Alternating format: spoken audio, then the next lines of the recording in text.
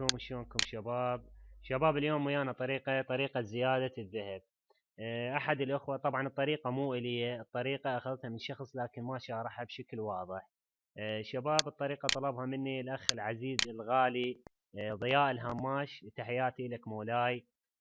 وبعد شخص اخر اللي اسمه توتي براف، يعني اسمه بالبروفايل بالفيسبوك لكن اسمه الصحيح حسوني. تحياتي لكم شباب. شباب الطريقة سهلة وإن شاء الله راح أشرحها لكم بالتفصيل كمبتدئين وإن شاء الله تنجح وياكم. أول شي تفتح مزرعتك، وراها تفتح برنامج شارلز. بعد ما تفتح برنامج شارلز نمسح أي رابط ظهر عندنا وتنقر على هذه النقطة الحمراء. احنا ما نقول نقطة حمراء، هي البريك بوينت، بس احنا نقول هيك على مود أفهمك يعني. تنقر عليها وتجي تحرك أي حاجة، تنزل البرنامج وتجي تحرك أي حاجة عندك بالمزرعة. تحرك اي حاجة عندك بالمزرعة. بعد ما تحرك اي حاجة راح يفتر عندك هنا زر الحفظ، راح يقرأ البرنامج عندك. لما يقرأ البرنامج عندك، قرأ هسه البرنامج عندي شباب، قرأ البرنامج عندي، انزل واروح احرث الارض. تحرث انت حسب حرارتك، الحرثت 10 ينطيك فلوس اكثر، الحرثت 20 30، كل ما تحرث اكثر كل ما ينطيك اكثر فلوس. انا راح احرث 5 بس اوصل لك الفكرة، وانت احرث ايش قد تريد، 20 30. أنا حرثت 5، اكتفي بال5 على مود الشرح يكون واضح. تجي بعد ما حرثتن وكملن تحذفن، 1 2 3 4 5. لما كملت الحذف مالتهن تروح للبرنامج، تنقر هنا على النقطة الحمراء اللي هي بريك بوينت، يعني نقول نرفع بريك بوينت، وتنقر هنا اكسكيوت. تنتظر الى ان زر الحفظ يحفظ عندك، هذا اللي يدور لازم يتوقف عندك. بهاي الحالة اذا ما توقف عندك تعيد العملية، العفو، تعيد العملية من جديد. انتظر على ما يتوقف زر الحفظ، بعد اسبوع نشوف ايش قد. انا عندي شوية النت ضعيف، اطق له جقارة على الواهس بين ما يتوقف عندي زر الحفظ. توقف هسه عندي زر الحفظ وصار رصاص يا شباب.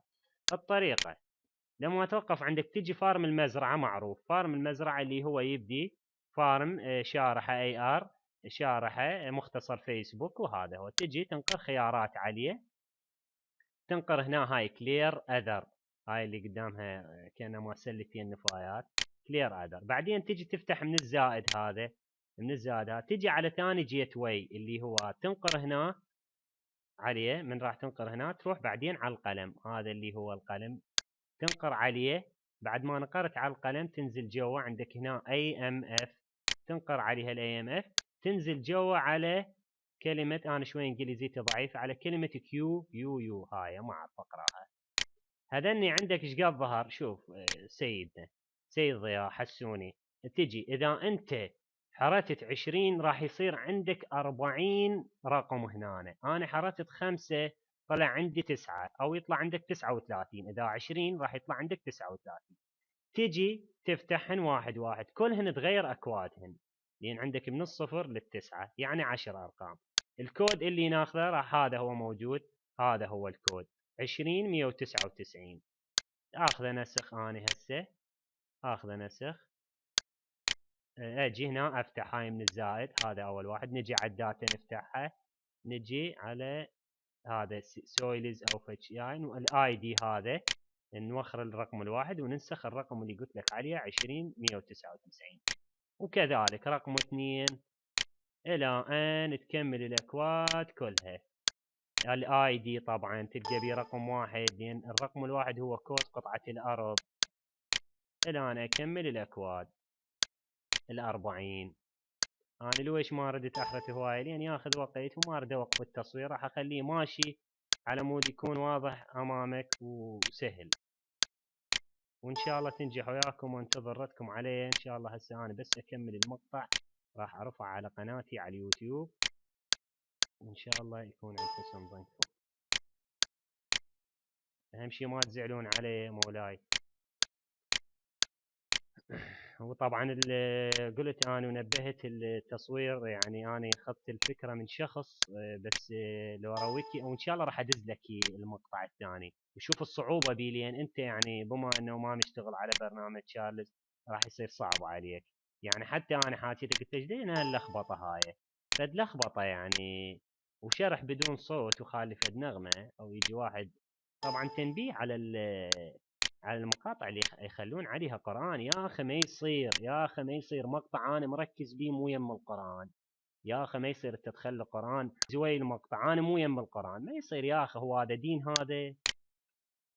على كل احنا موضوعنا مو ديني. بعد ما كملت الاكواد العشرة اني تيجي تنقر هنا على كلمة اكسكيوت، راح يظهر عندك هنا تنتظره الى ان يصير عندك حرف اي. ما صار عندك حرف اي، صار عندك اكس، عاد ولا يهمك مشي الطريقة. تنتظره الى ان يصير. خل اطق الجقارة بين ما يصير باكر عقبه ما اعرف. صار شوف عندك هسه هناك عادي ولا يهمك مشيه.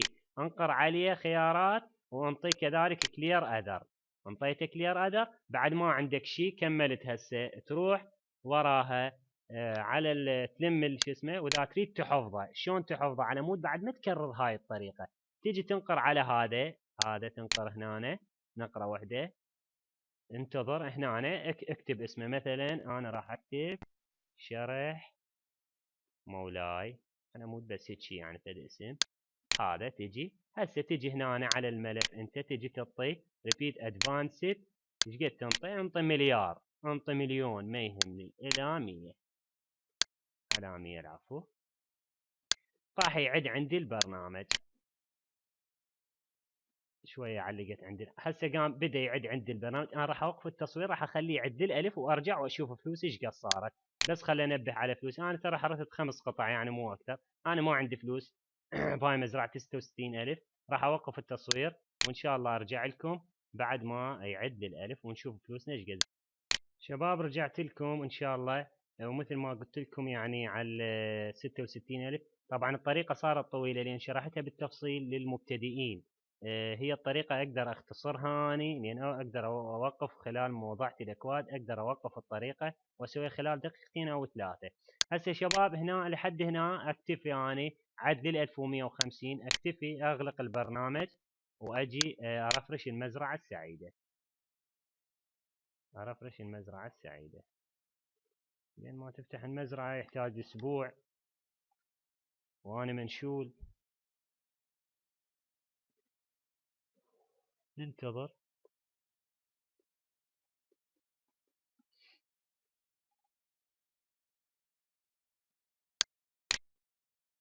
راح اوقف التصوير بين ما ترفرش على ما يطلع العد مالتها لان تاخذ وقت هاي هوايه. وصار 7 دقائق من مقطع الفيديو. هذا راح اعوفه ما راح اوقفه. خلينا نشوف حتى لو ياخذ له دقيقه. يديني شويه باللي تعبني بالرفع على اليوتيوب يعني المقطع وعلى ما اصفيه. برنامج هو هم يثقل الحاسبه عندي. يلا فتحي يا معوده.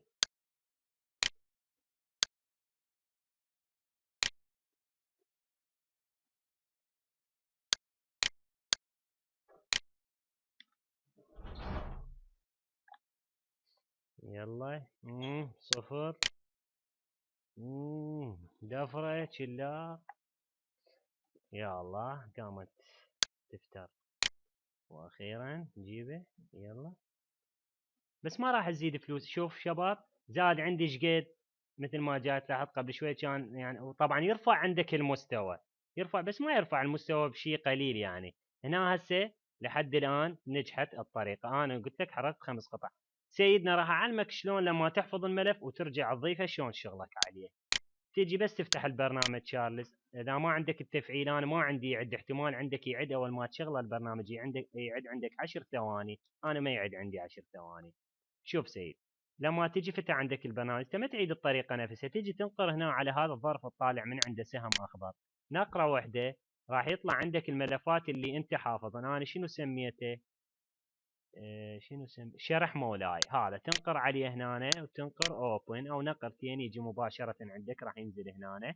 هذا هو الملف. تنقر خيارات عليه وتعطي ريبيت ادفانسد وانت تضيف الرقم عندك هنا ويمشي الحال عندك. تنتظره يعد. انت خليه يعد 20000 30000. انت اعتقد عندك اذا ما مفعل حدك وياه نص ساعه يتوقف عندك تلقائيا. وان شاء الله هذه الطريقه قد تستفاد منها يا مولاي. وتحياتي لكم ومعاكم اخوكم سيف الاسلام العقابي. في امان الله.